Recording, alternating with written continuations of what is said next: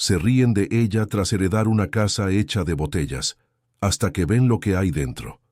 La carta de la notaría pública llegó un lunes común y corriente, sin ningún aviso de lo que traía dentro del sobre amarillento. Lucía apenas había terminado de guardar las llaves en la bolsa cuando se deslizó por debajo de la puerta del departamento pequeño que compartía con una compañera en el segundo piso de un edificio sin elevador. Estuvo en el suelo todo el día, mientras ella trabajaba, mientras volvía cansada, mientras calentaba la cena con el radio encendido bajito. Fue solo cuando la compañera gritó desde el pasillo que había correspondencia que Lucía la tomó, la abrió con un cuchillo de mantequilla y leyó el nombre de su abuela Elena seguido de palabras que tuvo que releer 3 veces para entender. Propiedad registrada, heredera única, plazo para regularización. Su abuela había partido meses atrás, en una madrugada de hospital, a la que Lucía había llegado demasiado tarde para la despedida que merecía. La familia se había esparcido por el velorio como gente que no se conoce bien, cada uno con los ojos secos y los planes ya hechos para el día siguiente, y nadie había mencionado propiedad alguna, no porque supieran y callaran, sino porque nadie sabía. Elena había guardado aquello solo para Lucía, registrado en la notaría pública años antes, en un acto silencioso y definitivo, que llegaba ahora como un recado de ultratumba, diciendo lo que la voz no había tenido tiempo de decir. Pensé en ti, siempre pensé en ti, y dejé algo para probarlo. Lo que nadie en la familia había mencionado era que existía una propiedad en un pueblo de la sierra, a unas horas de distancia, en un lugar del que Lucía había oído hablar a la abuela rara vez, siempre de paso, siempre con esa vaguedad de quien habla de algo que pertenece a una parte de la vida a la que los demás no acceden. Una casa allá arriba, una casita de la sierra, palabras sueltas que Lucía guardó sin entender y que ahora tenían una dirección y un número de registro. Ella pidió unos días en el trabajo. La jefa la miró con esa cara de quien va a conceder, pero va a cobrar después, y dijo que estaba bien. Lucía hizo la maleta esa misma noche, metió lo esencial en una mochila que usaba para los viajes de fin de semana, y durmió mal pensando en lo que la estaría esperando. El autobús salió temprano de la central de autobuses de la capital. Lucía se quedó con la frente apoyada en el vidrio frío durante la mayor parte del trayecto, viendo el paisaje cambiar lentamente, los edificios dando paso a casas más bajas, las casas más bajas dando paso a pastizales y cultivos, los pastizales dando paso al monte que subía por los cerros con una densidad que ella rara vez veía. El aire que entraba por la rendija de la ventana se fue volviendo diferente, más fresco, más lleno de cosas que no sabía nombrar, pero que el cuerpo recibía como alivio. El pueblo quedaba al final de un camino de terracería por el que el autobús no entraba. Ella bajó en el entronque de la carretera principal y caminó los últimos 3 kilómetros con la mochila en la espalda y la maleta rodando chueca sobre la grava irregular. La subida era empinada y se detuvo 2 veces para respirar, mirando el cerro que subía adelante y la vegetación que cerraba a los lados. La sierra tenía esa quietud que las ciudades nunca tienen. No era silencio. Había pájaros, había viento, había agua corriendo en algún lugar debajo de la vegetación, pero era una quietud de todas formas, del tipo que hace que los pensamientos aparezcan con más claridad de lo que uno está preparado para recibir. Ella pensó en su abuela, pensó en el rostro de Elena, en su voz que siempre era un poco más alta de lo necesario, porque se había quedado un poco sorda de un oído después de los 60, en el olor a té de limón que cultivaba en la maceta de la ventana y que impregnaba todo a su alrededor. Pensó en el último abrazo que habían intercambiado meses antes de la internación, cuando Lucía había visitado un domingo y Elena había servido café cargado y pan de yema y no había dicho nada importante, solo conversación común de abuela y nieta, el tipo de conversación que uno no guarda porque no imagina que va a necesitar. El pueblo apareció después de una curva donde el camino de tierra subía más abruptamente. Era una reunión de casas esparcidas por el cerro, separadas por pedazos de tierra cultivada, cercas de madera vieja, patios con gallinero y huerta. En el centro había una tienda de abarrotes con el letrero desteñido por el sol, una iglesia pintada de blanco, con una campana que se mecía con el viento, un galerón con la puerta abierta donde un perro dormía a la sombra. Era pequeño, era tranquilo, era el tipo de lugar que existe en todo México, pero que la mayoría de la gente conoce solo de paso y nunca se detiene. Algunas personas estaban en la calle cuando Lucía llegó, y la miraron con esa curiosidad calmada y sin disimulo de quien lo sabe todo sobre todos y no reconoce un rostro. Ella preguntó el camino hacia la propiedad que había sido de Elena Morales, y fue el dueño de la tienda de abarrotes, un hombre con delantal manchado de harina, quien indicó con un gesto breve hacia lo alto del cerro. Era la última casa antes del monte. Lucía agradeció y empezó a subir por el camino que el hombre había indicado. La maleta seguía rodando torcida y empezó a cargarla por el asa lateral, que era menos elegante pero mucho más práctico. El camino de tierra subía entre pasto alto a los lados y una que otra piedra que ella tenía que esquivar. Había mariposas. Había un olor a tierra que reconoció de algo de la infancia, alguna visita a algún lugar que no lograba ubicar en la memoria con precisión. Cuando dobló la última curva y vio lo que estaba frente a ella, se detuvo.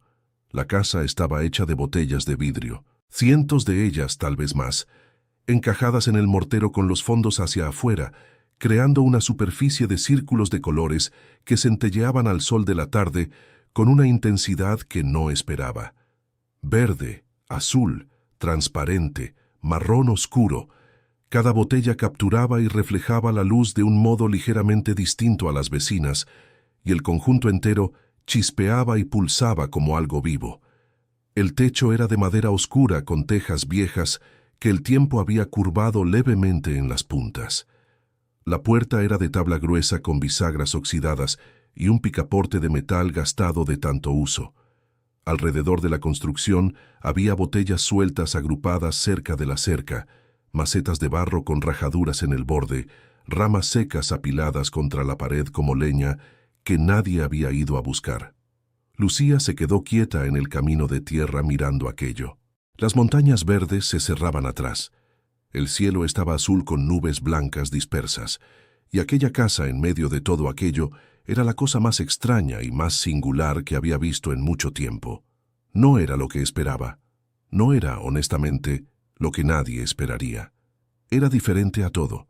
Era hermoso de un modo que llevaba un momento entender, el tipo de belleza que no llega de inmediato, pero que después que entra, ya no se va. Pero no tuvo tiempo de quedarse en esa contemplación porque oyó voces. Dos mujeres que pasaban por el camino más abajo se habían detenido para mirar hacia ella y la casa. Una dijo algo que Lucía no entendió claramente por la distancia, pero la risa que vino después la entendió muy bien. Era la risa de quien ve algo ridículo y no se toma la molestia de ocultar lo que piensa. Las dos se alejaron todavía riendo, y poco después, Lucía percibió otras miradas llegando desde distintas direcciones. Un hombre que había salido al porche de una casa cercana y se quedó parado mirando. Un grupo de niños que dejó de correr para señalar.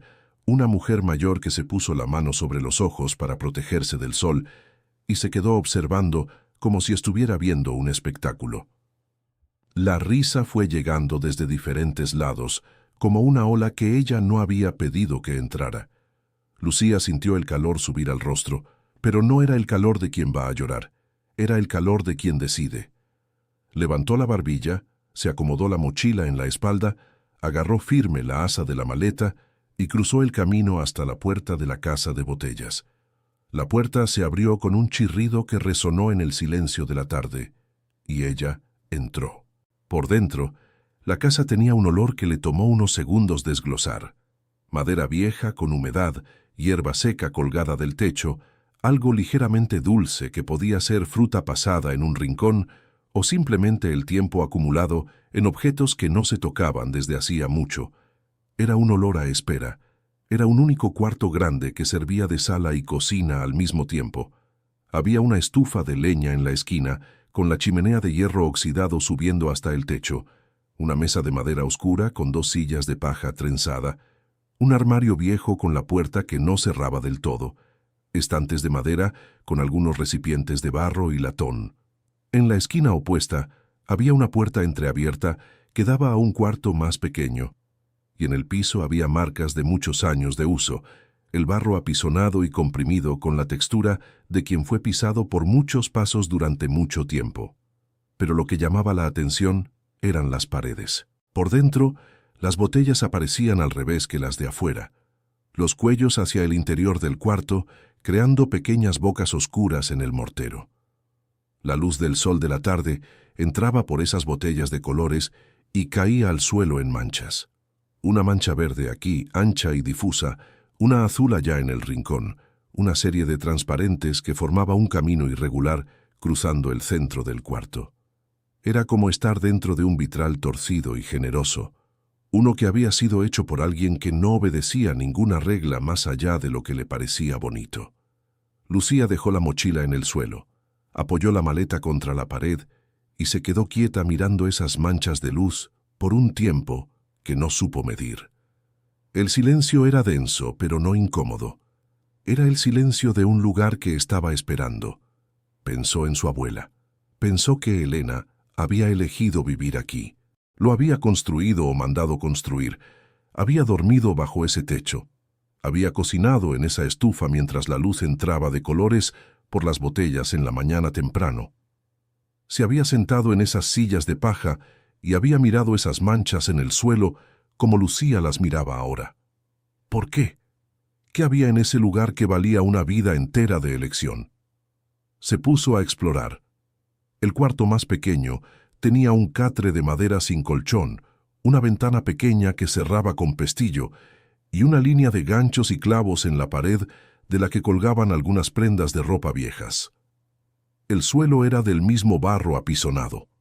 La pared del fondo tenía esas botellas que dejaban pasar la luz del atardecer, y a esa hora creaba un color naranja rojizo que pintaba el cuarto entero de un tono cálido e íntimo. Había un cuarto más al fondo, aún más pequeño, con una puerta que estaba cerrada por un cerrojo oxidado. No pudo abrirlo ese día. El cerrojo estaba demasiado duro. Lo dejó para después. Esa primera noche, Lucía armó lo que tenía. Extendió la cobija que había traído en la mochila sobre el catre de madera, encendió las velas que encontró en el armario, preparó algo sencillo de comer con lo que había comprado en la tienda de abarrotes antes de subir. Se sentó a la mesa con el plato enfrente y comió despacio, mirando las paredes de botellas que en la oscuridad de la noche eran solo formas, los círculos de vidrio capturando el temblor de las velas y esparciendo puntos de luz por el mortero como un cielo de estrellas torcido. El viento entró por las rendijas durante la madrugada. Era un viento manso pero persistente, que pasaba por las botellas y producía un sonido que le tomó un tiempo identificar. Una nota baja y suave, casi musical, como si la pared entera estuviera respirando.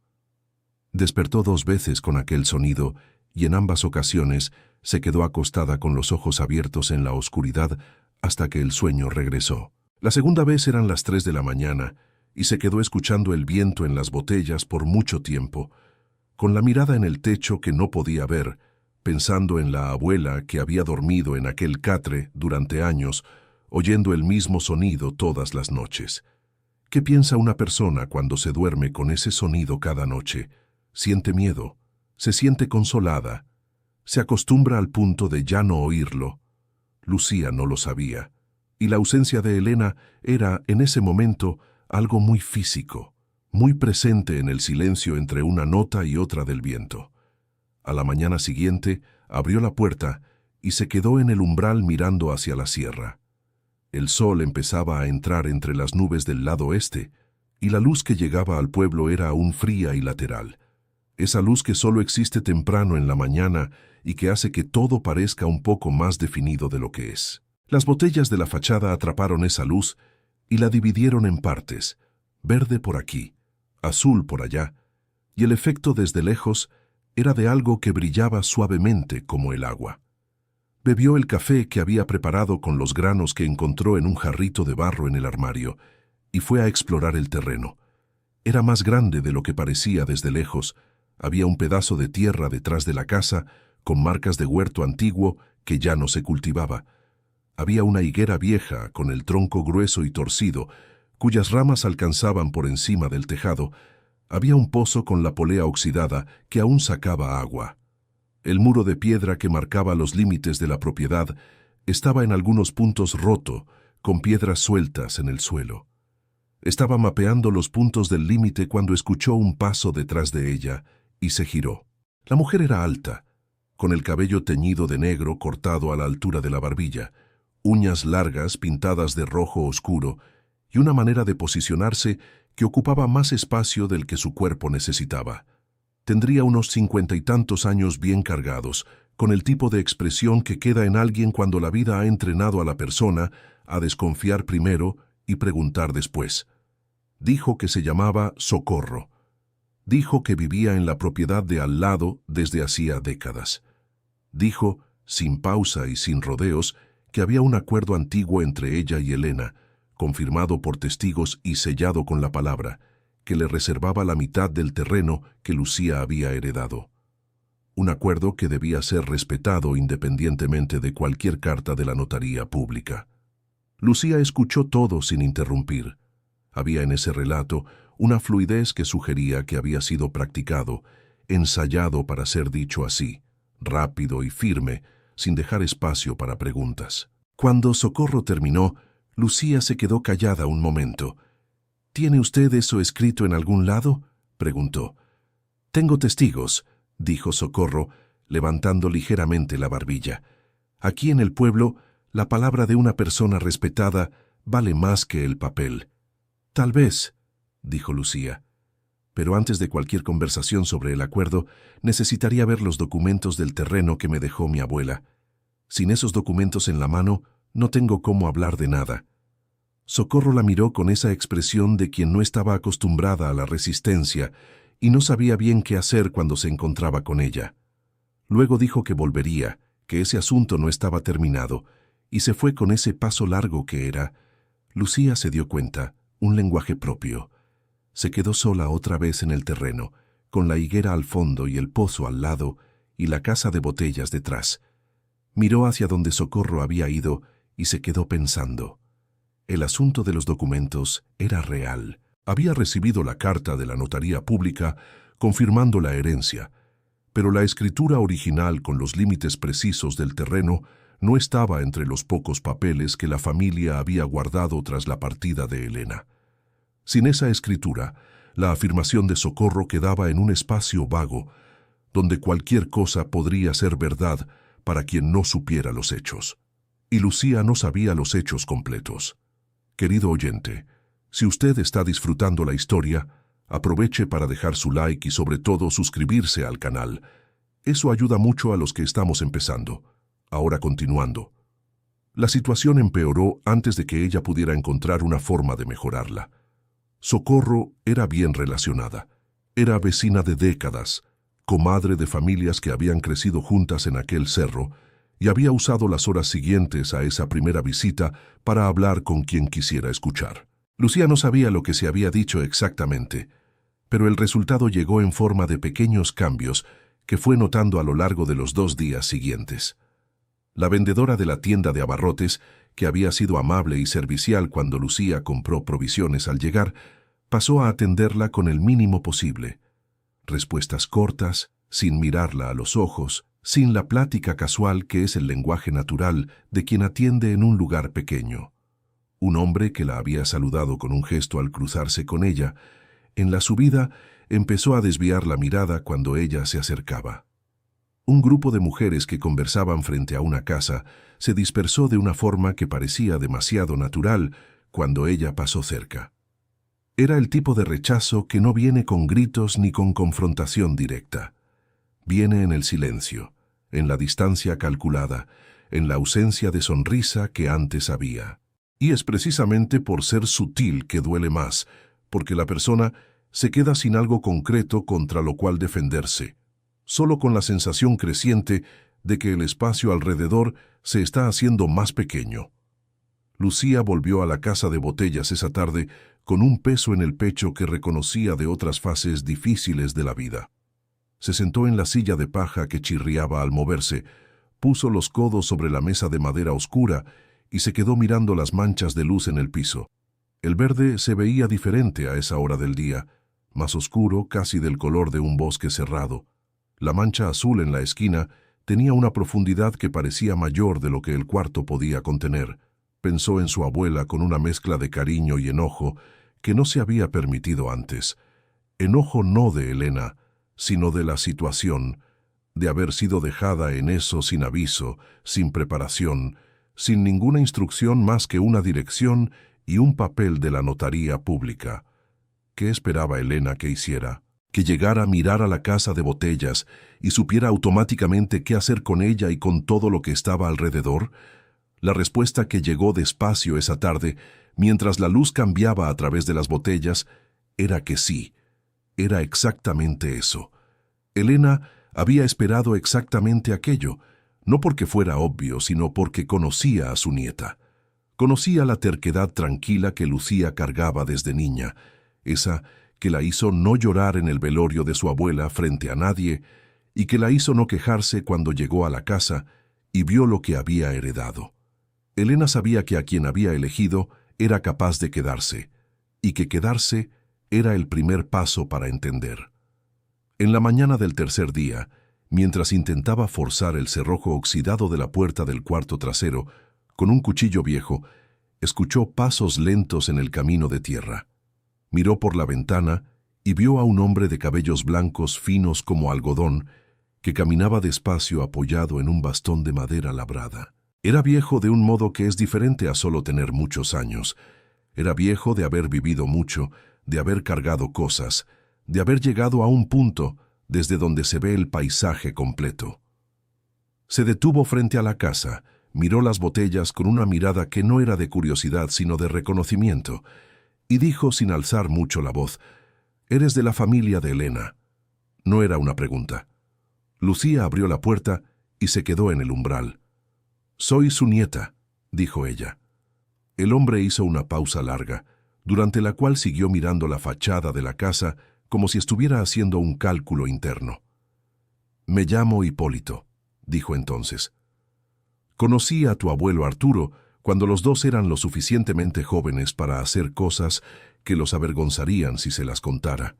Sonrió con esa sonrisa que tienen los viejos cuando son amables con su propia memoria. «Y conocí a tu abuela durante 50 años, que es tiempo suficiente para aprender que ella no hacía nada sin razón». Lucía se quedó mirándolo. «¿Usted esperaba que yo viniera?» «Esperaba que alguien viniera», corrigió Hipólito. «Esperaba que fuera usted». Ese día no quiso entrar. Se quedó en el umbral y hablaron durante más de una hora allí, ella sentada en una de las sillas que había acercado a la puerta, él de pie apoyado en el bastón, porque dijo que sentarse era más difícil de levantar de lo que valía la pena.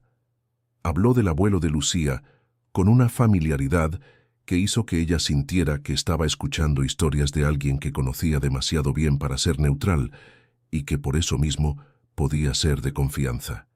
Habló poco de Socorro, pero lo suficiente. Dijo que ella era persistente y que cuando creía tener razón no solía parar hasta demostrarlo, incluso cuando no la tenía.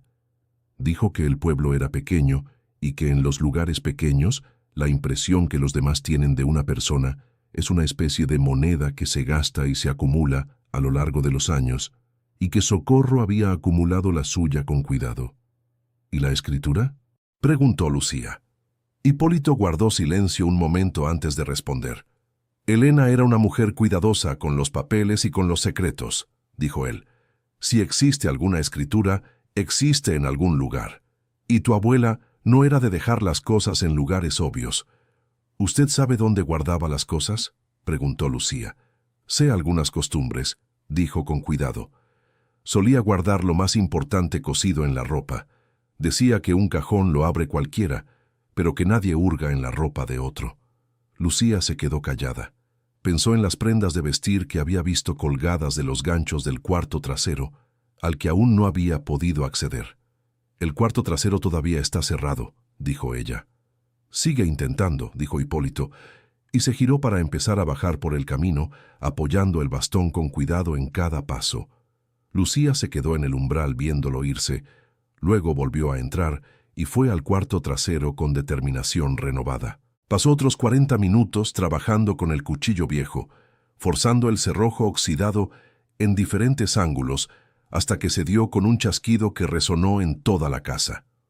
La puerta se abrió a un cuarto más pequeño de lo que había imaginado, con la misma pared de botellas que los otros ambientes, pero aquí las botellas eran en su mayoría más grandes, garrafones y botellas de vino, colocados con el mismo cuidado, pero en una paleta de colores ligeramente diferente. Más verde oscuro, más marrón, menos azul. Había un catre sin colchón, una ventana pequeña que se cerraba con pestillo y una fila de ganchos clavados en la pared de donde colgaban prendas viejas, desteñidas y tiesas por el tiempo. Un vestido oscuro de algodón grueso, una blusa blanca con un bordado sencillo en las mangas, un pañuelo para la cabeza doblado, y en un gancho más apartado, casi en la esquina, un delantal de tela gruesa con rayas horizontales y un bordado en las correas. 3 flores rojas en la correa derecha, 2 en la izquierda, hechas con un hilo que se había oscurecido con los años, pero que aún conservaba el trazo preciso de quien sabía lo que hacía. Lucía se detuvo al ver el delantal. Reconoció ese bordado. Había visto esas flores durante toda su infancia, cuando visitaba a su abuela los fines de semana, y Elena cocinaba con el delantal puesto, y las flores rojas quedaban a la altura de su hombro mientras movía las cacerolas. Era el bordado más familiar del mundo, más familiar incluso que el rostro de la abuela en algunas fotos antiguas, porque el bordado había estado siempre allí, en cada domingo de pollo con mole, en cada tarde de pan de yema, en cada momento que la abuela cocinaba, mientras ella se sentaba en el banquito de la cocina para hacerle compañía. Ella quitó el delantal del gancho con cuidado. La tela estaba tiesa con el tiempo, oliendo a hierba seca y a algo que no pudo identificar, pero que era inconfundiblemente de la abuela. Se quedó sosteniéndolo con las 2 manos por un rato. Los ojos se le llenaron, pero no cayeron las lágrimas. Después de un momento, recordó lo que Hipólito había dicho. Ella no había guardado lo importante en lugares obvios. Solía guardarlo cosido en la ropa. Lucía comenzó a pasar los dedos con cuidado por el dobladillo del delantal. La tela estaba doblada al final para formar una bastilla de unos 2 centímetros y recorrió toda la extensión hasta sentir, casi en la esquina derecha, un bulto pequeño y duro. Lo apretó despacio. Era sólido, envuelto en algo. Acercó los ojos y vio un hilo azul diferente a los demás, cosido por encima de la bastilla, sujetando algo por dentro. Usó las uñas para deshacer la puntada con cuidado. El hilo azul se dio en 3 tirones, y una llave pequeña de metal oscurecido por el tiempo rodó hacia la palma de la mano, con un peso que era mayor que su tamaño. Lucía se quedó quieta mirando esa llave por un momento que parecía durar más que los segundos que pasaron. Luego fue a buscar la caja. La caja de madera estaba debajo del catre del cuarto más pequeño, donde la había guardado después de encontrarla debajo de la tabla suelta, porque no había podido abrirla. Era de madera oscura con alambre alrededor para reforzarla, y el candado era de metal oxidado que había tomado color de herrumbre por debajo, pero que aún estaba firme. La llave entró con un poco de resistencia. Lucía forzó suavemente hacia la derecha. El candado se abrió con un chasquido seco que sonó fuerte en el silencio de aquel cuarto pequeño. Dentro había papeles, doblados con cuidado, algunos envueltos en plástico transparente amarillento que había sido cosido en los bordes para sellarlo mejor. Había una escritura, reconocible por el papel membretado y el sello redondo de la notaría pública. Había un cuaderno de anotaciones con la letra inclinada hacia la derecha que Lucía reconocía de notas de cumpleaños y recetas, con columnas de números alineados y fechas que se extendían por décadas. Había recibos sujetos con una liga que se deshizo al tacto, recibos de impuestos con fechas anuales sin excepción, cada uno con el nombre de Elena Morales, impreso o firmado. Lucía se sentó en el suelo de aquel cuarto y fue leyendo con calma cada documento. La escritura era clara, El terreno pertenecía a Elena, con los límites descritos en metros y colindancias, registrado en la notaría pública 43 años antes, con todas las firmas necesarias y todos los sellos en orden. Las anotaciones del cuaderno confirmaban décadas de pago puntual de impuestos, sin laguna, sin retraso. No había mención de ningún acuerdo con ninguna vecina. No había cesión, no había partición. La tierra era de ella, y ahora era de Lucía. Ella contuvo el aire por un momento. Lo soltó despacio. Luego volvió a colocar los papeles en la caja con el mismo cuidado con que los había sacado. Cerró el candado y fue a la ventana a mirar la sierra. El sol estaba alto y el cerro estaba verde profundo. Había una garza volando bajo sobre la maleza allá abajo. Lucía se quedó mirando hasta que la garza desapareció entre los árboles. Luego fue a buscar a Hipólito. El viejo estaba en la terraza de su casa, que quedaba en el punto más alejado del pueblo de la sierra, casi donde el camino se transformaba en vereda. Era una casa pequeña, pero bien cuidada, con un jardín de rosas que alguien había plantado y que seguía creciendo por su cuenta. Estaba sentado en una silla de mimbre con una taza de café enfriándose en el alféizar, mirando hacia el cerro con esa mirada de quien ve cosas que no están necesariamente allí. Lucía contó lo que había encontrado. La escritura, los recibos, el cuaderno de apuntes, la claridad de los documentos. Hipólito escuchó con los ojos cerrados, como hacía a veces cuando estaba concentrado. «Socorro va a cambiar de estrategia», dijo él cuando ella terminó. «¿Qué puede hacer?», preguntó Lucía. «Los documentos son claros. Va a encontrar otro camino», dijo el viejo, con esa calma que no era pasividad, sino experiencia. Así funciona ella. Cuando una puerta se cierra, busca una ventana. Tenía razón, y la ventana se abrió 2 días después, cuando un hombre que Lucía no reconoció tocó a la puerta con un papel en la mano. Dijo que había una queja registrada por vecinos del pueblo afirmando que la casa de Botellas era una construcción irregular, que representaba un riesgo estructural para quienes vivían cerca, y que había un plazo corto para que se hiciera una evaluación. El papel tenía varias firmas debajo de un texto que había sido escrito con el cuidado suficiente para parecer oficial. Lucía tomó el papel, lo leyó, agradeció al hombre con una frialdad que la sorprendió a ella misma, cerró la puerta y se quedó parada en medio de la sala con el papel en la mano. Una mancha azul cruzó el suelo mientras una nube pasaba entre el sol y las botellas de la pared. Fue a la terraza de Hipólito esa tarde. «¿Hay alguien en el pueblo que entienda de construcción?», preguntó ella. «Pascual», dijo él sin dudar. «Albañil jubilado, 70 y tantos años, vive en la calle de abajo. Ayudó a tu abuela a levantar parte de esas paredes». Lucía fue a buscar a Pascual al día siguiente temprano. La casa de él se identificaba por las herramientas alineadas en la terraza, con un esmero que solo alguien que pasó la vida entera dependiendo de herramientas puede mantener. Cada cosa en su lugar, cada mango volteado hacia el mismo lado, cada cabo limpio. Atendió la puerta con un mandil de trabajo, manos grandes y gruesas que parecían moldeadas de argamasa, cabello blanco cortado al rape, ojos oscuros con esa intensidad concentrada de quien evalúa todo en silencio antes de hablar. Lucía explicó la situación. Pascual escuchó sin interrumpir, sin hacer expresión que pudiera leerse. Cuando ella terminó, se quedó un momento callado. Luego tomó el sombrero que colgaba de un gancho cerca de la puerta, se lo puso en la cabeza y dijo: «Vamos a ver». Recorrió toda la casa de Botellas con una atención que era casi reverencial. Pasaba las manos abiertas por las paredes, golpeaba con los nudillos aquí y allá, inclinaba la cabeza como quien escucha algo que los demás no están entrenados para oír. En las rendijas introducía la punta del dedo y evaluaba la profundidad. En las ventanas probaba el ajuste. En el techo le pidió a Lucía una escalera que estaba guardada acostada al costado de la casa y subió con una agilidad que ella no esperaba de alguien de 70 y tantos años. Cuando bajó dijo: «El techo necesita atención en 2 puntos. El resto está bien». Luego fue al cuarto del fondo.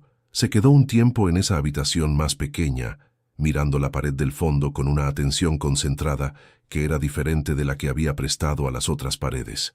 Lucía se quedó en la puerta observando. «Hay algo aquí que siempre quise preguntarle a la abuela Elena, y nunca le pregunté», dijo Pascual después de un rato.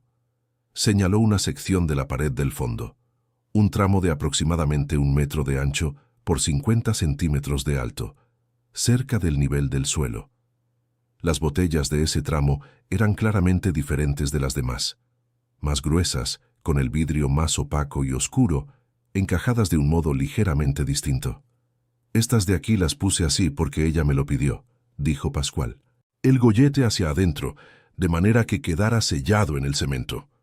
Dijo que quería guardar cosas dentro de la pared». Lucía se acercó lentamente. Ahora que él lo había señalado, ella podía ver la diferencia con claridad. Las botellas de ese tramo formaban cámaras cerradas en el mortero, espacios huecos donde cabía algo pequeño pero significativo.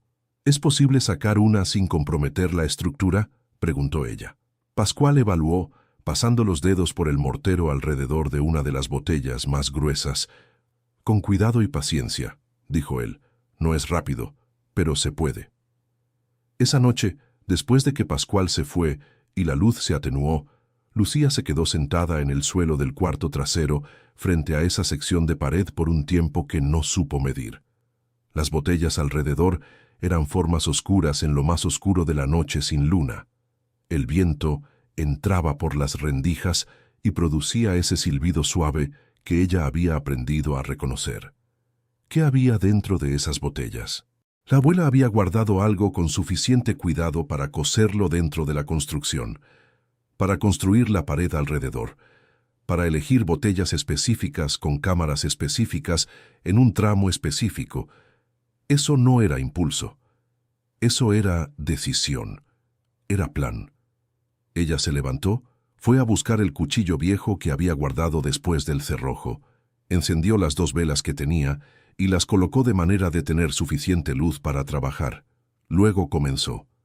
El cemento alrededor de la primera botella era duro, pero no estaba intacto. Había grietas finas en el borde que logró explorar con la punta del cuchillo con paciencia. Le tomó más de 1 hora aflojar esa botella lo suficiente para jalarla con cuidado. Cuando salió, Lucía la sostuvo con las 2 manos y la giró. Era más pesada de lo que debería estar vacía. De la abertura se deslizó un cilindro pequeño de lata, sellado con cera oscura, envuelto en un pedazo de tela de algodón amarillo ya viejo. Lucía abrió la tela. Quitó la cera con la punta del cuchillo. Abrió la lata. Dentro había un papel doblado en 4, protegido por otro pedazo de tela fina. Ella lo desdobló con cuidado, acercó la vela y leyó. Era una carta, con fecha de casi 10 años atrás, dirigida a ella por su nombre, Lucía. La letra era de la abuela, esa letra inclinada a la derecha que conocía desde niña, por las anotaciones en las recetas y los mensajes de cumpleaños que llegaban por correo con puntualidad de reloj, cada segundo sábado de octubre, sin excepción, durante todos los años que recordaba. Pero el tono era diferente a cualquier cosa que hubiera recibido de Elena antes. No era la voz cariñosa de los mensajes, no era la voz práctica de las recetas.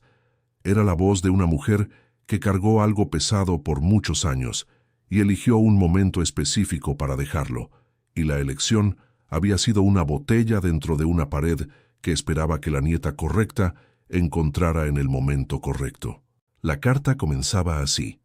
Lucía, si estás leyendo esto es porque encontraste el delantal y la llave y la caja, lo que significa que eres más persistente de lo que esperé, lo cual, por cierto, ya era lo que esperaba de ti. Había algo casi divertido en esa línea de apertura, algo que sonaba como la abuela. Lucía releyó y sintió un nudo en el pecho que no era solo de tristeza. La carta continuaba. Elena escribía que había guardado aquello en ese lugar porque no había otro lugar seguro suficiente, que había intentado olvidar, luego había intentado hablar, y que en ninguno de los intentos había logrado llegar hasta el final, que el tiempo fue pasando y ella se fue haciendo más vieja, y el peso se fue haciendo mayor, no menor como a veces uno espera que el tiempo haga. y que al final entendió que no podía llevar aquello consigo sin dejarlo a alguien que pudiera un día hacer lo que ella no había logrado, y que ese alguien necesitaba ser Lucía. La carta contaba una historia que tenía más de 40 años, una historia que comenzaba con el abuelo de Lucía, Arturo, y un hombre llamado Esteban Castillo. Arturo y Esteban habían sido socios en una operación de compra y reventa de cosecha de café que creció durante algunos años buenos y llegó a tener nombre y respeto en la región. El acuerdo entre los dos era verbal, del tipo que aquella generación de hombres hacía ojo a ojo y consideraba que era suficiente, porque cuando la palabra de un hombre no valía nada, no había papel en el mundo que valiera más. Cada uno aportaba la mitad del capital, trabajaban juntos, dividían los resultados. Simple así. Durante 3 años funcionó bien. En el 4.º año, los negocios se apretaron. No fue culpa de ninguno de los dos, fue la coyuntura, la sequía que afectó la producción en la región proveedora, los precios que cayeron en el mercado comprador. En los momentos malos, la sociedad que parecía sólida empezó a mostrar grietas, y fue exactamente en uno de esos momentos que Esteban apareció con documentos nuevos. Documentos que Arturo nunca había visto.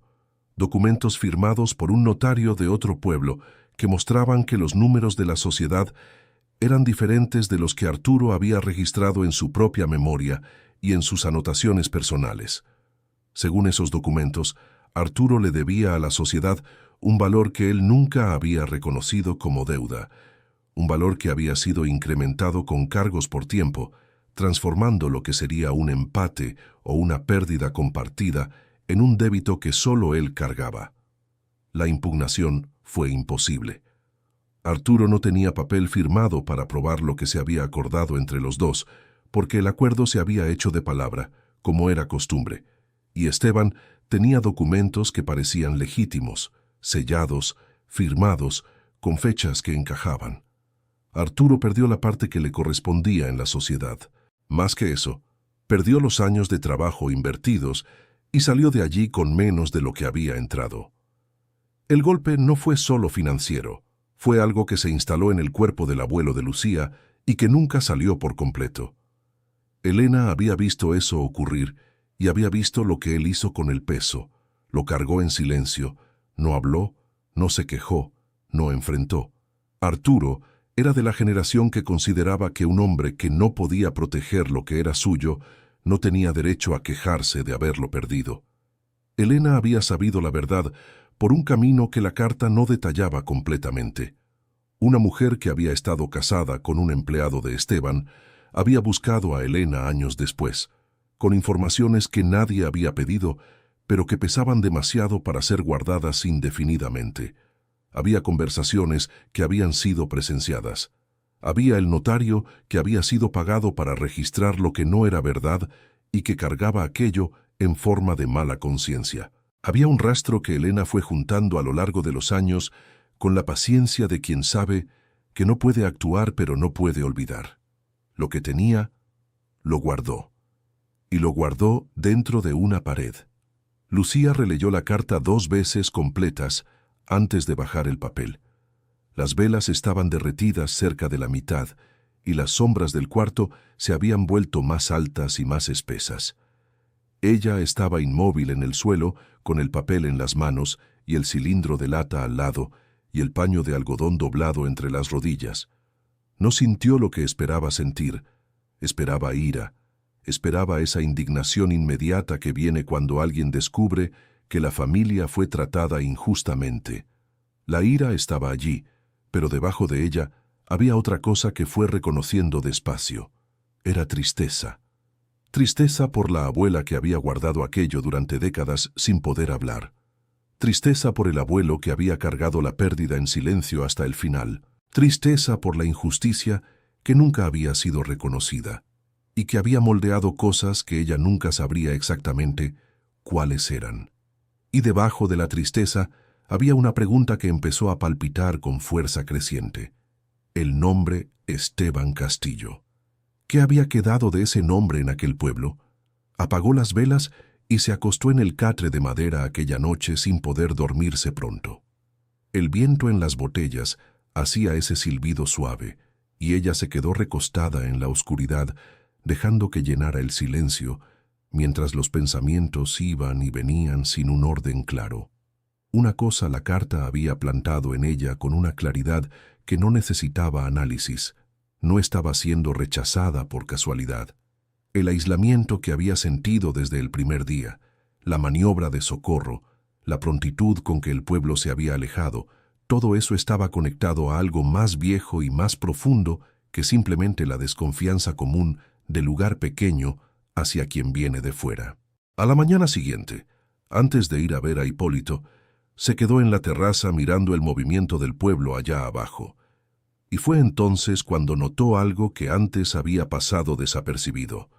El hombre que Socorro recibía con frecuencia, que había venido con el papel de las firmas, ese hombre de hombros anchos y aire de quien nunca ha sido contradicho, tenía una tienda de abarrotes pequeña en la entrada del pueblo. Ella había pasado frente a ella sin entrar. En el letrero sobre la puerta estaba escrito con letras que el sol había desteñido pero no borrado: Abarrotes Castillo. Lucía se quedó parada mirando aquel letrero por un rato. Castillo, el mismo apellido de la carta. Fue a ver a Hipólito con la carta. Se sentó en su terraza con el sol aún fresco de la mañana y puso el papel sobre la mesa entre los dos. El viejo leyó despacio, con los lentes que sacó del bolsillo de la bata, lentes de aros de metal gastados que se torcían en la nariz por un tornillo que se había perdido años atrás y había sido reemplazado por alambre enrollado. Cuando terminó, se quedó en silencio por un largo rato. El café en la taza al lado se enfrió sin que él lo tocara. «Yo sabía parte de esto», dijo por fin. «Sospeché mucho más, pero nunca tuve prueba de nada». «El castillo de la tienda de abarrotes allá abajo», dijo Lucía, «¿es de la misma familia?» Hipólito hizo un gesto afirmativo con la cabeza, despacio. «Hijo de Esteban», dijo él. «Gabriel. Creció aquí, heredó la tienda cuando el padre envejeció. Es un hombre diferente al padre en la forma, pero creció con lo que el padre construyó». «¿Y Socorro?», preguntó Lucía. El viejo la miró por un momento antes de responder.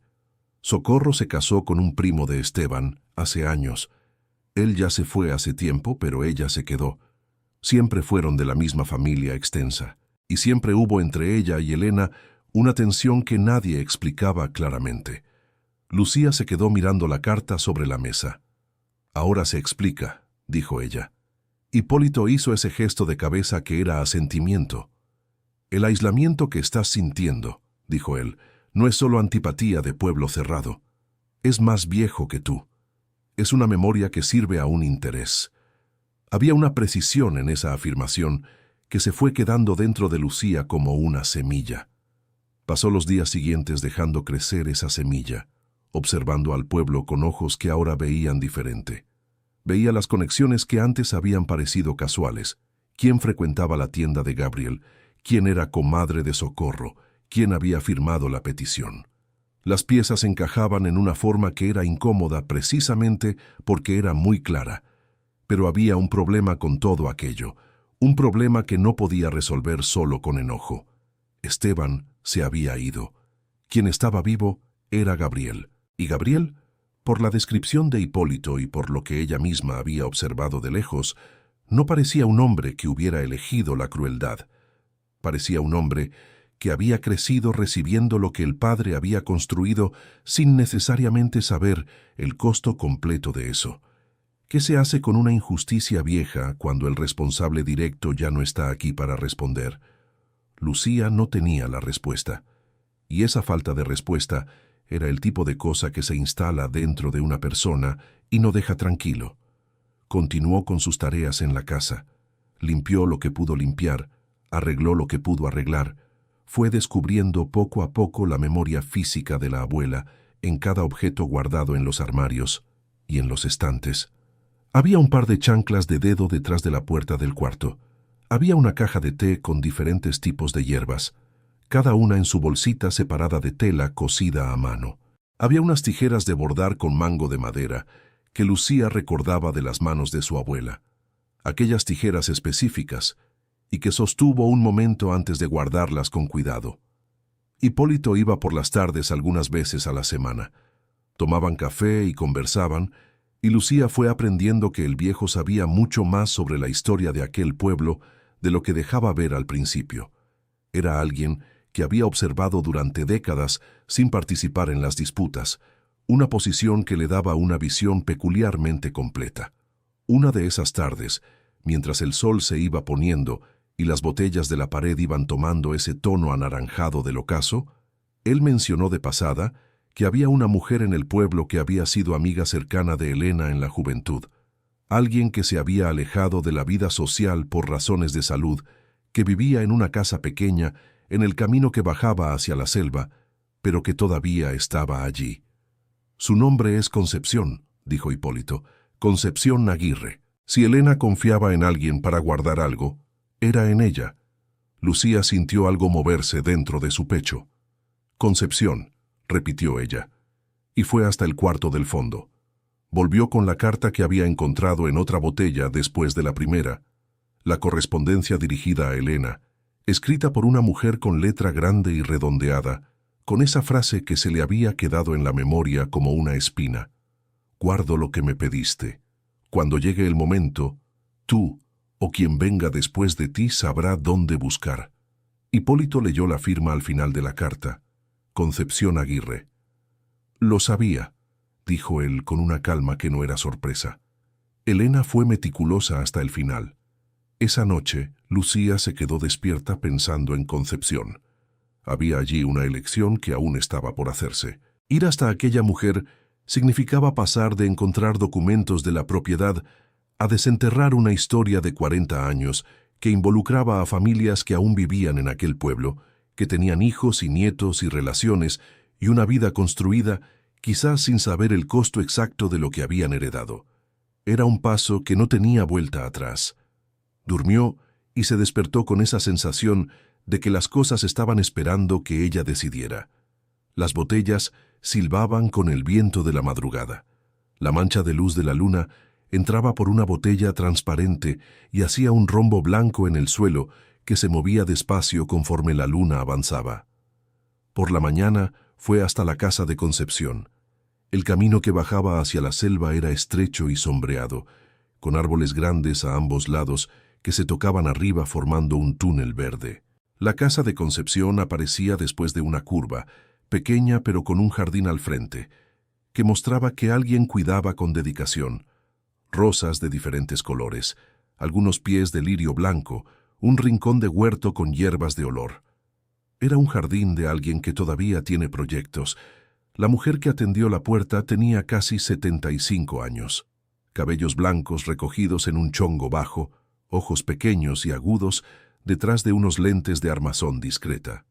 Llevaba un delantal puesto, con un trapo de cocina al hombro, y la expresión de quien fue interrumpida en medio de una tarea, pero no está molesta por ello.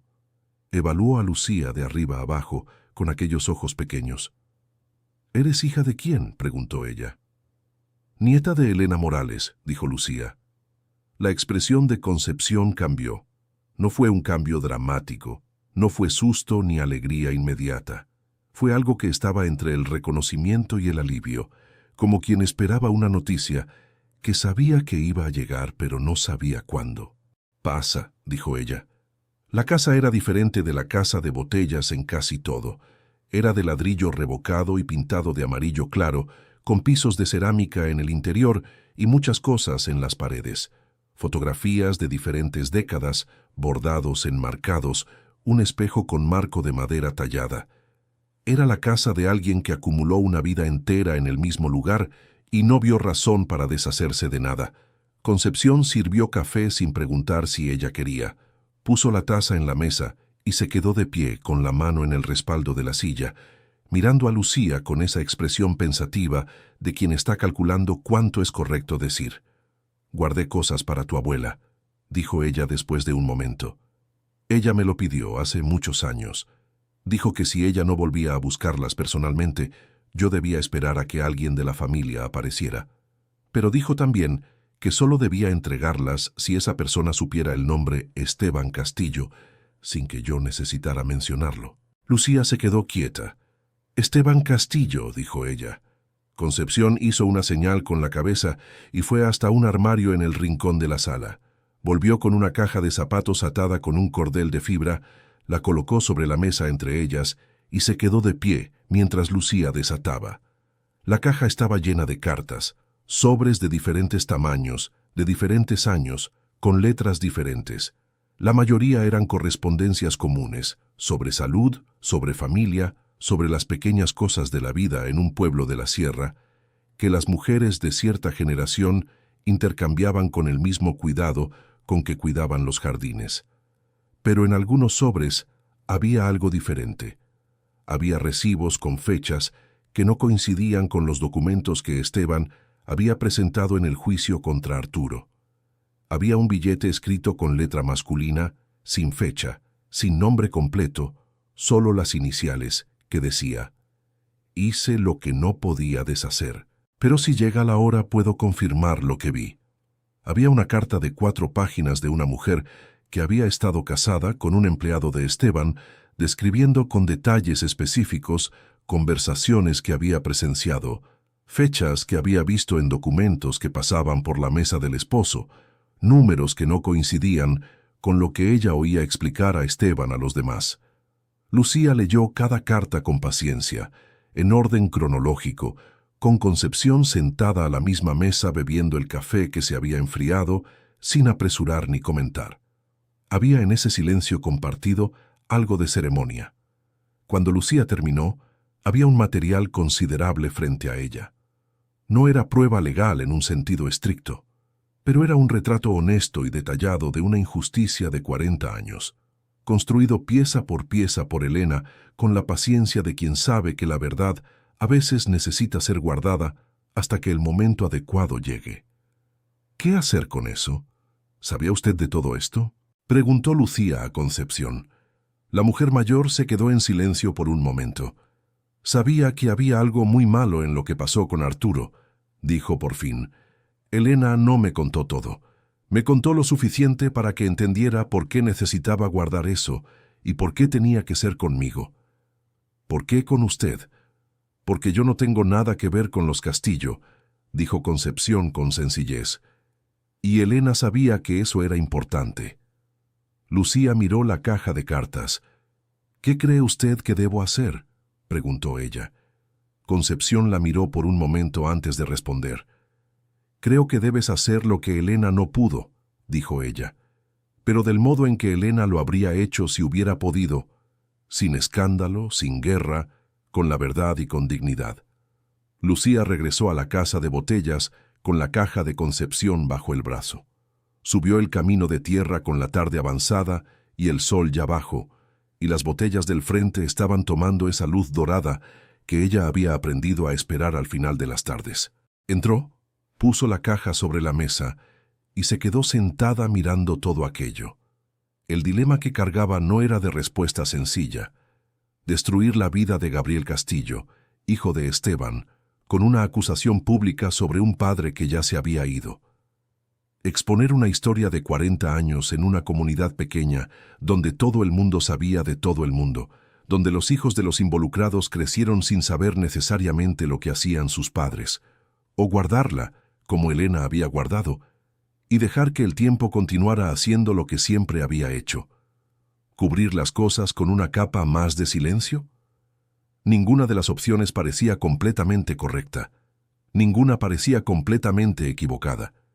Y esa era la peor parte, porque las decisiones difíciles son exactamente las que no tienen una respuesta clara que permita dormir en paz. Pasó días con aquello. Continuó las rutinas de la casa, barriendo el piso de tierra, alimentando la estufa de leña, descubriendo nuevos objetos de la abuela en el fondo de cajones y armarios. Hipólito aparecía y tomaban café y conversaban de cosas que no eran el tema central, pero que eran la infraestructura de la confianza que ese tema necesitaría cuando llegara. Durante esos días, la situación con Socorro no estaba detenida. La evaluación de la estructura ya había sido programada. Socorro Había circulado más por la comunidad, deteniéndose a hablar con la gente, y había en esas conversaciones algo que se estaba tejiendo que Lucía no escuchaba, pero sentía en las miradas que recibía cuando pasaba por el camino. Era una acción de construcción de narrativa que Lucía reconocía porque la había visto en el trabajo, en las reuniones donde alguien va llegando con una versión y repitiéndola hasta que la versión parezca haber existido siempre. La narrativa que Socorro estaba construyendo era: Lucía era una forastera que había llegado sin entender el lugar, que estaba removiendo asuntos que no eran de su incumbencia, que representaba una perturbación en la paz que la comunidad había cultivado. Había personas que lo creían porque era más fácil. Había otras que observaban con la cautela de quien aún no ha formado una opinión. Y había algunas, Lucía fue descubriendo, que sabían más de lo que demostraban y esperaban para ver hacia dónde se inclinarían las cosas. Pascual estuvo presente durante la evaluación de la estructura, sin que nadie lo hubiera invitado formalmente, pero sin que nadie tuviera autoridad para decir que no podía estar. Recorrió la casa por fuera y por dentro con el evaluador, respondiendo preguntas técnicas con la precisión de quien conoce esa construcción desde antes de que estuviera terminada. Cuando el evaluador preguntó sobre la técnica de las botellas, Pascual explicó paso a paso, sin prisa, sin arrogancia. Cuando el evaluador preguntó sobre la estabilidad del mortero, Pascual pasó la mano por la pared y dijo que estaba más firme que muchos ladrillos que había visto en casas nuevas. La conclusión de la evaluación fue que la casa era estructuralmente sólida. No había riesgo para nadie. El movimiento de Socorro perdió fuerza en ese punto, pero no desapareció. Se volvió más callada, más estratégica, esperando. Querido oyente, si estás disfrutando la historia, aprovecha para dejar el like y sobre todo suscríbete al canal. Eso ayuda mucho a los que estamos empezando. Ahora continuando. Fue en una mañana de cielo cerrado, con esas nubes que llegan de la sierra sin aviso y dejan el aire con olor a lluvia que aún no ha decidido caer, que Lucía vio a Gabriel Castillo subiendo por el camino. Ella estaba en la terraza con una taza de café y lo vio de lejos antes de que él la viera. Había algo en la forma en que subía que era diferente de lo que había observado en él antes, cuando lo veía de lejos en la entrada de Abarrotes Castillo o pasando por la carretera. Era una manera de cargar el cuerpo que parecía más pesada de lo habitual, más encorvada, como alguien que camina hacia una conversación que no sabe cómo terminará, pero sabe que debe tener. Tenía 50 y tantos años, cabello canoso en las sienes, la piel curtida por el sol de quien ha pasado la vida en un lugar abierto. Se detuvo unos metros antes de llegar a la casa, miró las botellas de la fachada con una mirada que Lucía no pudo descifrar con claridad y dijo: «Eres la nieta de Elena». «Lo soy», dijo ella. Él se quedó un momento sin hablar. «Nunca entré a esta casa», dijo por fin. «Mi padre no me dejaba acercarme». Lucía se quedó callada. «¿Puedo pasar?», preguntó él. Ella lo consideró. Luego se apartó del umbral y dejó el espacio libre. Gabriel entró a la casa de botellas y se quedó parado en el centro de la sala mirando las manchas de color en el piso con una expresión que ella no había esperado. No era curiosidad. Era algo más cercano al reconocimiento, como de alguien que había imaginado un lugar por mucho tiempo sin haberlo visto nunca. «Escuché por Pascual», dijo él después de un momento, «que encontraste cosas dentro de las paredes». «Pascual sabe de botellas», dijo ella con cuidado. «No sabe lo que había dentro de ellas». Gabriel se volvió para mirarla. «Pero tú sabes», dijo él. Tampoco era una pregunta. «Sé», dijo ella. Él se quedó callado.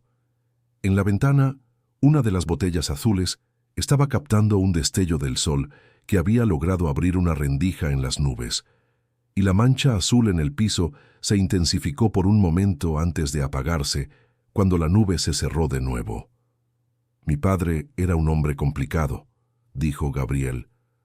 Había más en esa frase que las palabras que la componían. Había años de una relación que había sido difícil de nombrar, la sensación de crecer admirando a alguien e ir descubriendo lentamente que la admiración estaba construida sobre algo que no quería ser examinado. Lucía fue hasta la mesa. Abrió el cajón donde había guardado la carta de la abuela después de leerla aquella noche. La puso sobre la mesa sin decir nada. Gabriel miró el papel por un momento.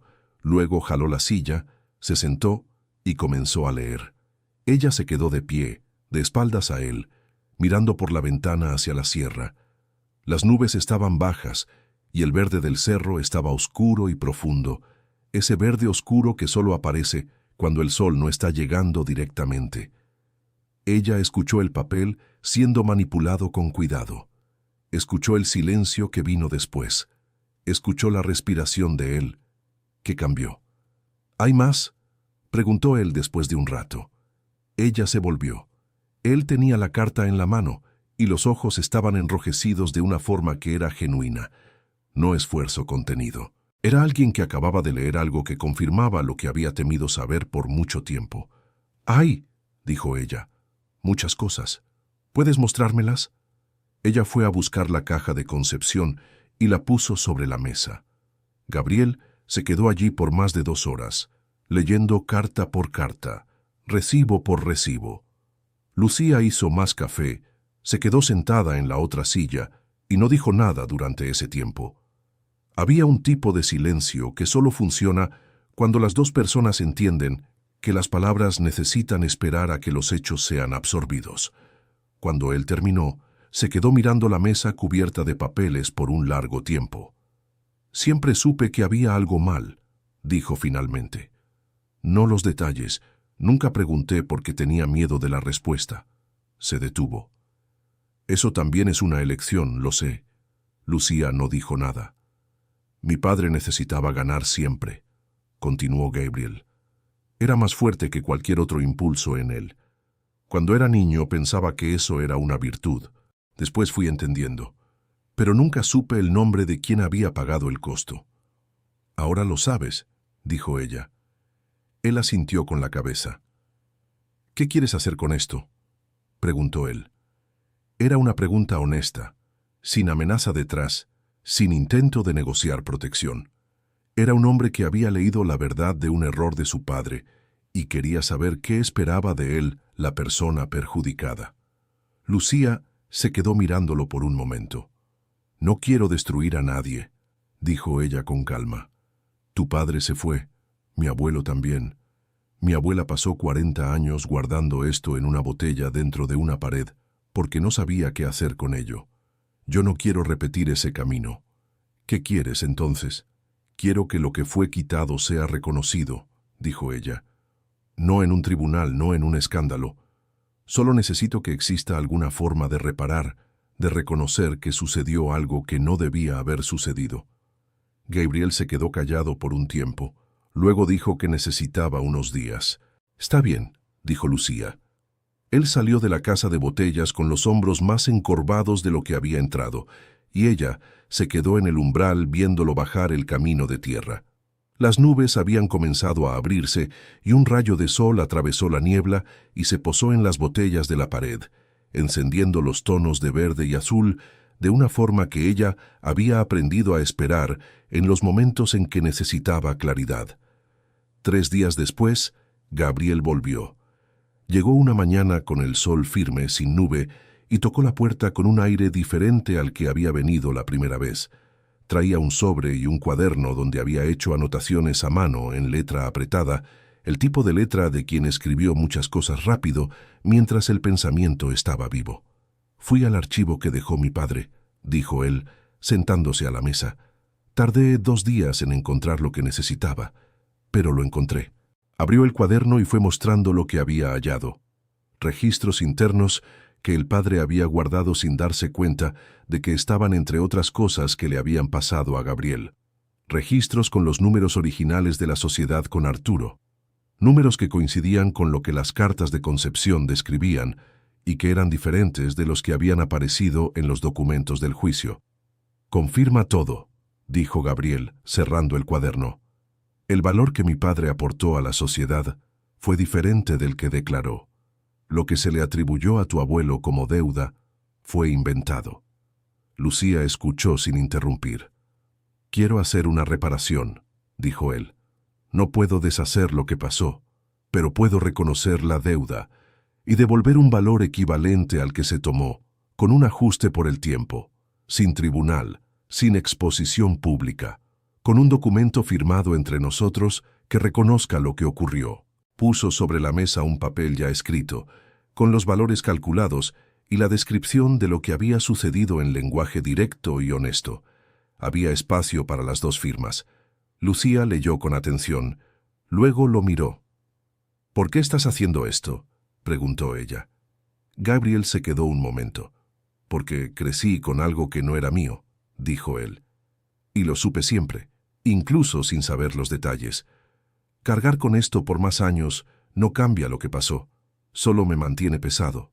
Ella tomó la pluma que él había puesto al lado del papel, leyó el documento una vez más, firmó. Gabriel firmó enseguida, dobló el papel, guardó una copia para sí y dejó la otra sobre la mesa.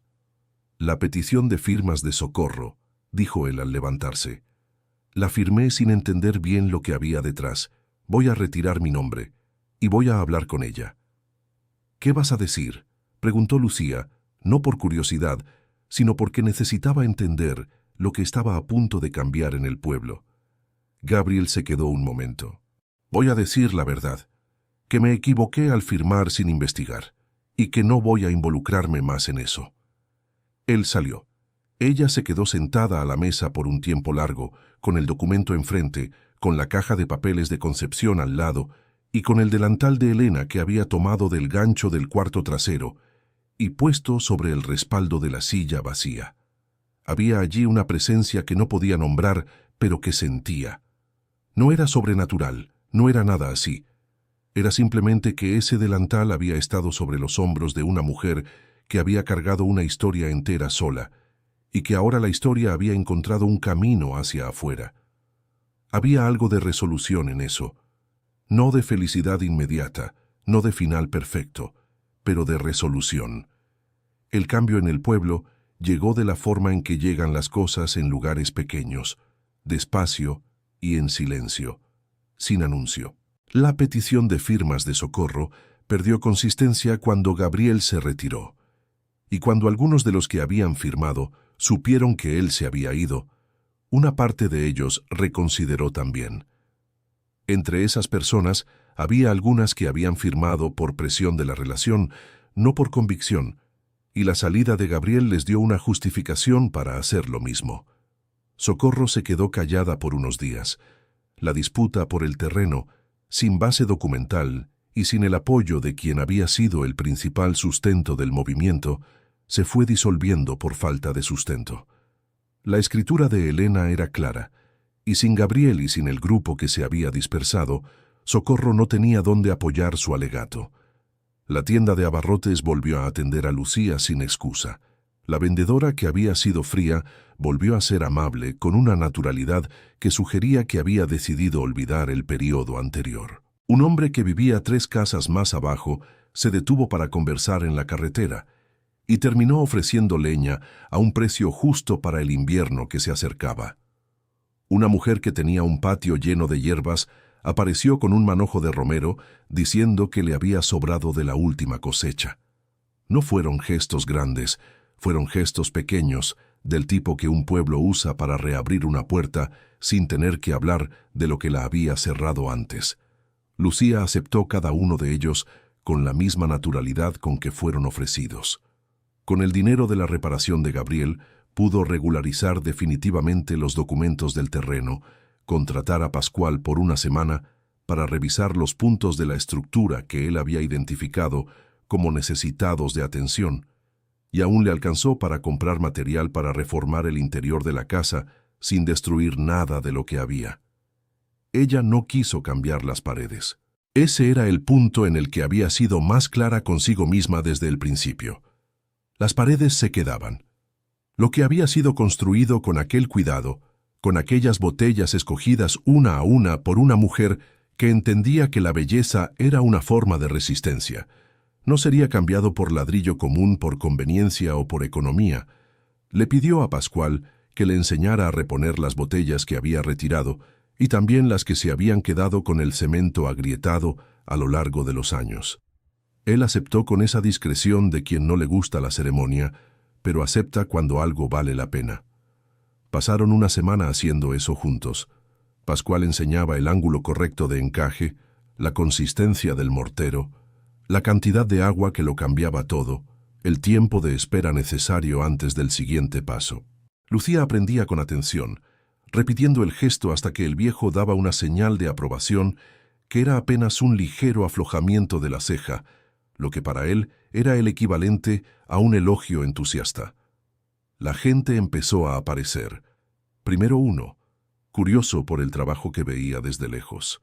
Luego otro, que se detuvo para preguntar qué se estaba haciendo. Luego, un grupo de niños que se quedó observando a Pascual con esa atención que los niños tienen para las cosas que parecen magia. Él dejaba mirar, a veces dejaba intentar con supervisión cuidadosa. Había algo en ese trabajo que atraía a la gente de una forma que Lucía no había previsto. Era lo contrario de lo que había sucedido cuando ella llegó, cuando la casa de botellas había sido motivo de risa. Ahora la gente llegaba con curiosidad genuina, hacía preguntas, se quedaba más tiempo del que habían planeado. Una mujer que hacía artesanía en un taller pequeño, que mantenía en la parte baja del pueblo, apareció con una cámara y pidió fotografiar las paredes. Lucía lo permitió. La mujer pasó la tarde caminando alrededor de la casa con la cámara levantada, deteniéndose en ángulos que Lucía no había pensado en mirar, encontrando en esas botellas cosas que ella estaba aprendiendo a ver, pero que aún la sorprendían.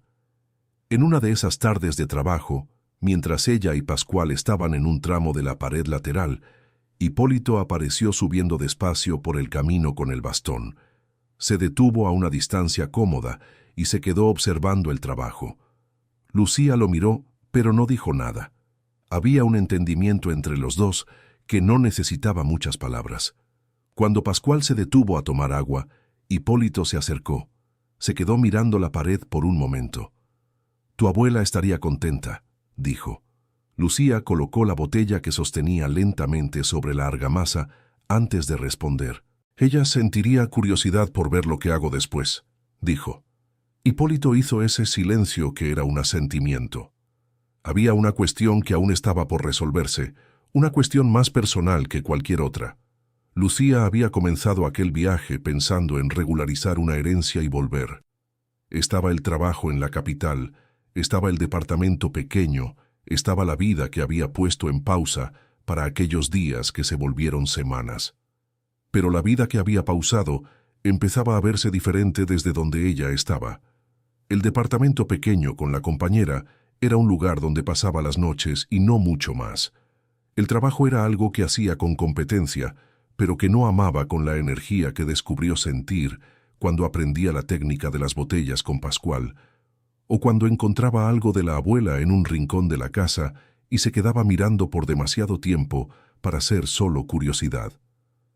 Había algo en aquel lugar que no había esperado encontrar. No solo la historia de la abuela, no solo la injusticia resuelta, no solo la casa reformada. Era algo más simple y más difícil de nombrar. La sensación de que había llegado a un lugar que la había estado esperando sin que nadie lo supiera. Ni ella, ni el lugar. Querido oyente, si te está gustando la historia, aprovecha para dejar el like y sobre todo suscríbete al canal. Eso ayuda mucho a los que estamos empezando. Ahora continuando.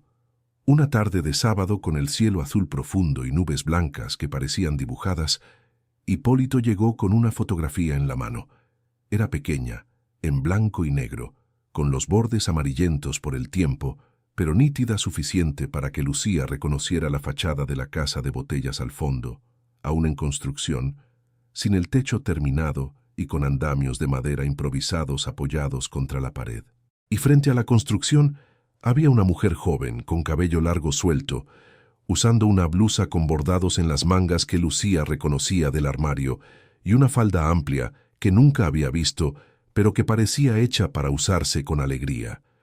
La expresión de la mujer en la fotografía era algo que Lucía jamás había visto en el rostro de la abuela que conoció.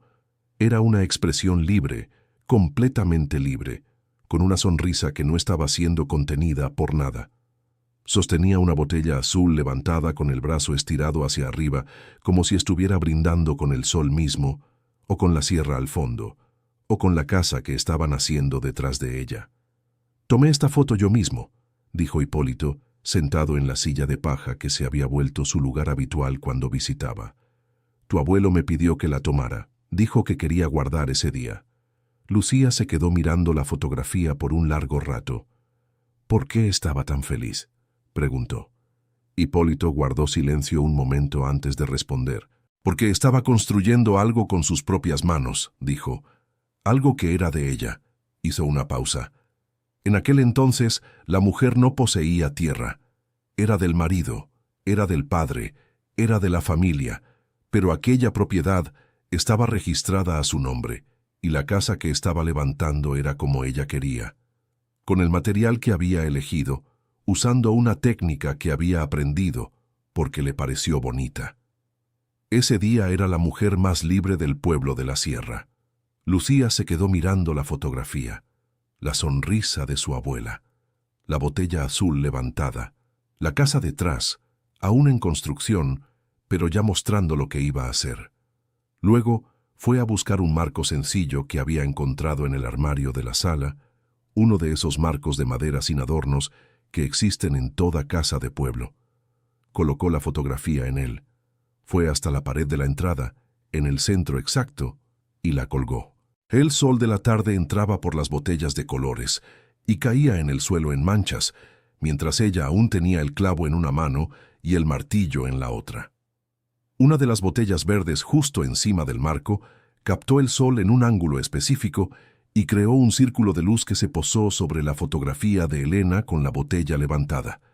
El círculo era ligeramente ovalado, imperfecto, pero caía exactamente sobre el centro de la fotografía. Lucía se quedó parada mirando por un tiempo. Había cosas que suceden no porque fueron planeadas, sino porque fueron hechas con el cuidado suficiente para encontrar el lugar correcto por sí solas.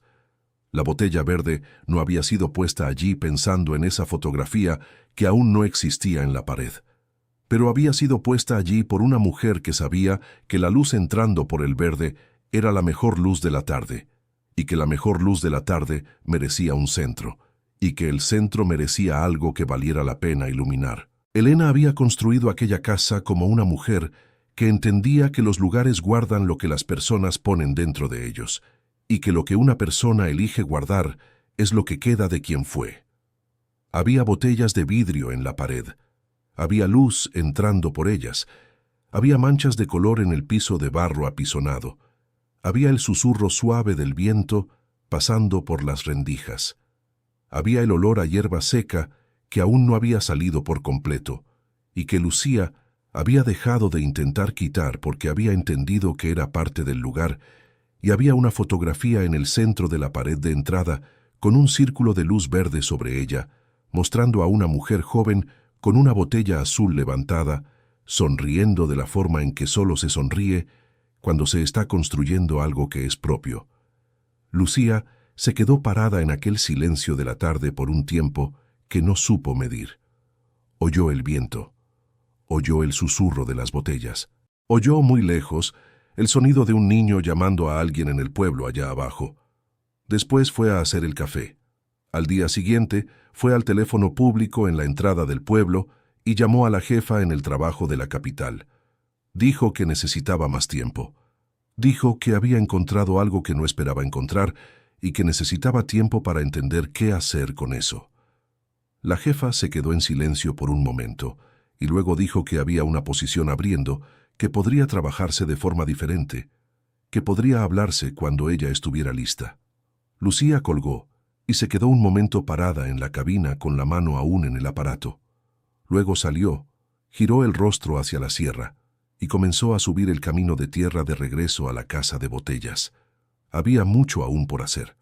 La huerta en el fondo necesitaba ser replantada, el pozo necesitaba una polea nueva, la higuera vieja necesitaba una poda que solo Pascual sabría hacer bien. Había una ventana del cuarto más pequeño que cerraba con un espacio que dejaba entrar el frío de la madrugada.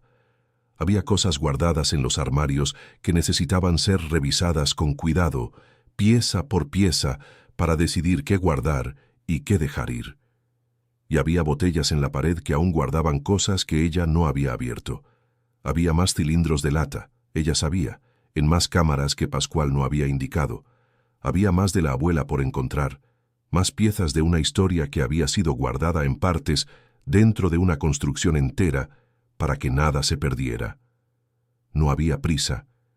Era eso lo que Elena había entendido mejor que cualquier cosa, que algunas historias necesitan el tiempo que necesitan, y que apresurar el entendimiento es una forma de perderlo. Lucía subió por el camino de tierra con el sol en el rostro y la sierra alrededor, y la casa de botellas esperando en lo alto, centelleando en el sol de la mañana con aquellos tonos de verde y azul y transparente que ella había aprendido a reconocer de lejos, que eran ahora, sin que ella supiera exactamente cuándo había cambiado eso, el color de la llegada a casa. Fin de la historia. Si esta historia tocó tu corazón, deja tu like y suscríbete al canal. Cuéntanos en los comentarios, ¿tú habrías hecho lo mismo que Lucía? A nosotros nos encanta leer cada palabra de ustedes.